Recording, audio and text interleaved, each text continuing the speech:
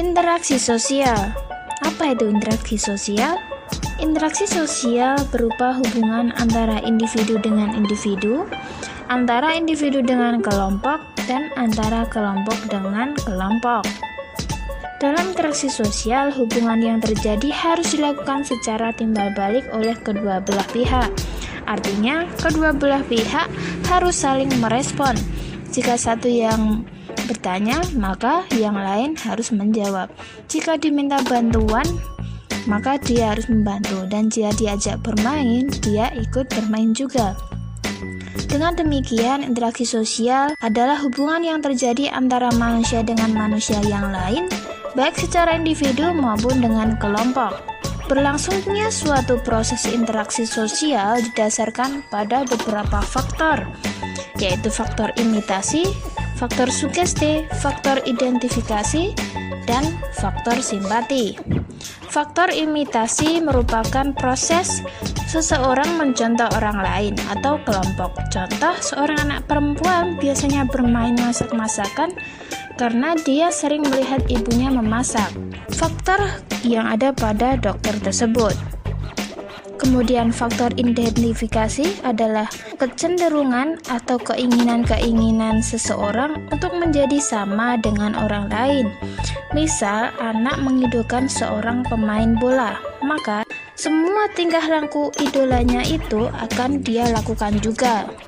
Kemudian faktor simpati merupakan kemampuan untuk merasakan diri seolah-olah dalam keadaan orang lain dan ikut merasakan juga apa yang dilakukan, dialami, atau diderita orang lain. Contoh, tetangga terkena musibah, maka kita ikut merasa sedih dan berusaha membantunya. Faktor-faktor tersebut dapat bergerak sendiri-sendiri secara terpisah maupun dalam keadaan tergabung. Proses interaksi sosial akan terjadi apabila terdapat dua hal, yaitu kontak sosial dan komunikasi. Kontak sosial ini diartikan hubungan masing-masing pihak tidak hanya secara langsung bersentuhan secara fisik, tapi bisa juga tanpa hubungan secara fisik, misalnya dengan penggunaan surat, telepon, WhatsApp, internet, dan lain-lain. Dengan demikian, hubungan fisik bukanlah syarat utama terjadinya interaksi sosial. Tanpa adanya kontak sosial dan komunikasi sosial ini, interaksi sosial tidak akan terjadi. Melalui kontak dan komunikasi sosial, seseorang akan memberikan tafsiran pada perilaku orang lain atau perasaan-perasaan yang ingin disampaikan kepada orang lain. Selain itu, tidak semua tindakan manusia ternyata disebut interaksi sosial. Lalu, tindakan seperti apakah yang bisa dikatakan sebagai interaksi sosial? Ciri-cirinya adalah 1. Jumlah pelakunya lebih dari 1 orang, biasanya 2 atau lebih. Kemudian, berlangsungnya secara timbal balik. Selain itu, ada juga komunikasi antar pelaku dengan menggunakan simbol-simbol yang disepakati. Dan kemudian yang terakhir, adanya suatu tujuan tertentu. Berlangsungnya interaksi sosial dalam masyarakat juga harus memiliki aturan yang mengatur perilaku manusia dalam berinteraksi, yaitu aturan mengenai ruang, mengenai waktu, dan juga mengenai gerak dan sikap tubuh.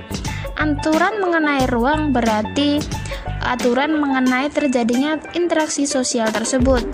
Misalnya interaksi yang terjadi di rumah antara orang tua dengan anak, anak dengan anak, interaksi di sekolah antara teman dengan teman, siswa dengan kepala sekolah, guru, dan karyawan. Interaksi di masyarakat antara teman sebaya dan dengan orang yang lebih tua.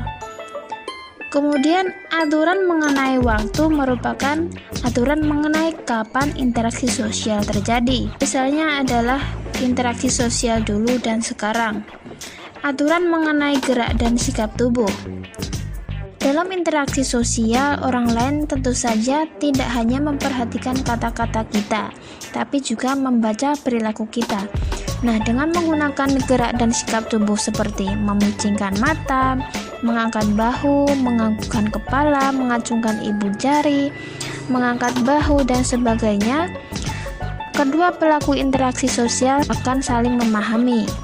Nah, demikianlah penjelasan singkat mengenai interaksi sosial. Terima kasih sudah menonton.